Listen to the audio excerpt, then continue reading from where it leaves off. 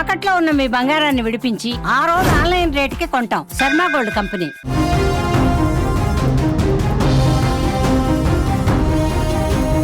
పిల్లల ప్రేమపై కత్తి తూస్తే తిరిగి ఆ పరువు దక్కుతుందా? ఆ ప్రేమను గొడ్డలతో నరికేస్తే పోయిందనుకున్న పరువు తిరిగి వచ్చేస్తుందా? ఏమాత్రం రాదు కదా. మరి కన్నవారు కత్తులు ఎందుకు దూస్తున్నారు? తెలంగాణలో ఎందుకు ఈ పరువు హత్యలు? హత్యలతో వారు సాధిస్తున్నది ఏంటి?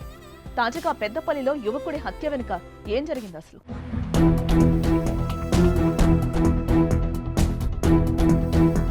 తెలంగాణలో పరువు హత్యలు కలకలం. పిల్లల ప్రేమలపై పరువు గొడ్డలి. సూర్యాపేట బంటి మరణం మరువక ముందే మరో దారుణం. పెద్దపల్లి జిల్లాలో యువకుడు దారుణ హత్య. కుమార్తెని ప్రేమించాడని గొడ్డలితో నరికి చంపిన తండ్రి. పుట్టినరోజు నాడే హత్యకు గురైన యువకుడు.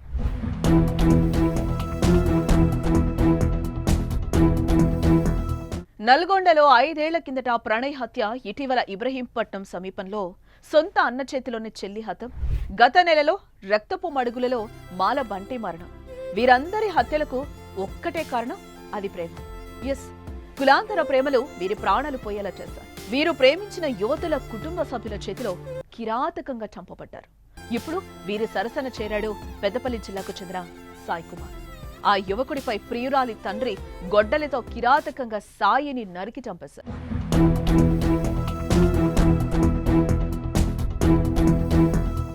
ఎలిగేడు మండలం ముప్పిరి తోటకు చెందినవాడు సాయి కుమార్.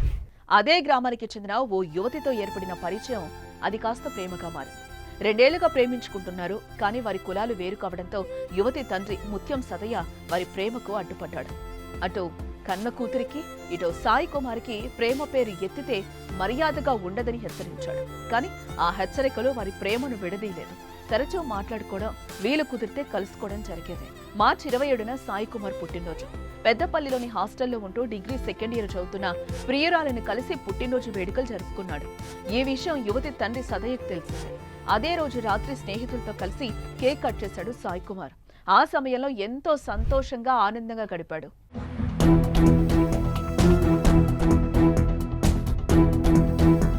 అటు పుట్టినరోజు కావడంతో సాయి ఆనందంగా ఉండగా, ఇటు యువతి తండ్రి కోపంతో రగిలిపోయాడు. కుమార్తె వద్దకు వెళ్లి పుట్టినరోజు వేడుకలను జరుపుకోవడాన్ని తట్టుకోలేకపోయాడు.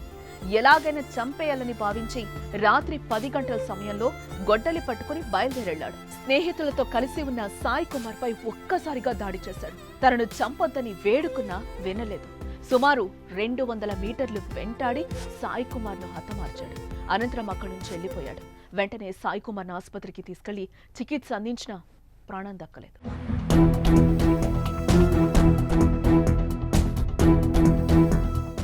ఏ తల్లిదండ్రులకైనా పిల్లలు చదువుతున్న వయసులో ప్రేమలో ఉన్నారంటే కోపం రాక తప్పదు, అది సహజం. అందులోని కులం కాని వాడిని ప్రేమించారంటే తమ పరువు మర్యాదకు భంగం కలుగుతుందని భయపడతారు. ఆ క్రమంలోనే క్షణికావేశంలో ఇలాంటి నిర్ణయాలు తీసుకుంటున్నారు. కానీ ఏం లాభం? ఆ క్షణం వచ్చిన కోపం చల్లారుతుందేమో కానీ ఆ తర్వాత వచ్చే పరిస్థితులు అత్యంత భయంకరంగా ఉంటాయి.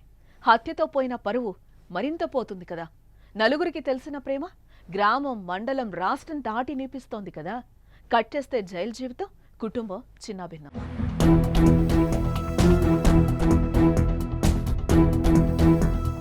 నల్గొండలోని ప్రణయ్ హత్యలో ఏం జరిగిందో చూశాం కదా. కుమార్తెను ప్రేమించి పెళ్లి చేసుకున్న వ్యక్తిని చంపించిన మారుతీరావు కొన్నాళ్లకు ఆత్మహత్య చేసుకోవాల్సిన దుస్థితి. హత్య చేసిన వారికి జీవిత ఖైదు. పరువు కోసం పాకులాడి జీవితాలే పోయాయి. కానీ చాలా మందిలో మార్పు అయితే అస్సలు రావడం లేదు. చంపడమే న్యాయం అనుకుంటున్నారు. కానీ వారి చేతులతోనే వారి పిల్లలకు అన్యాయం చేస్తున్నామని మాత్రం ఆలోచించలేకపోతున్నారు. తల్లిదండ్రుల ఆలోచన ధోరణి మారితేనే ఇలాంటి దారుణాలు ఆగుతాయి. అదేవిధంగా పిల్లలు కూడా చదువుకునే సమయంలో ప్రేమించడంపై ఆలోచించాలి.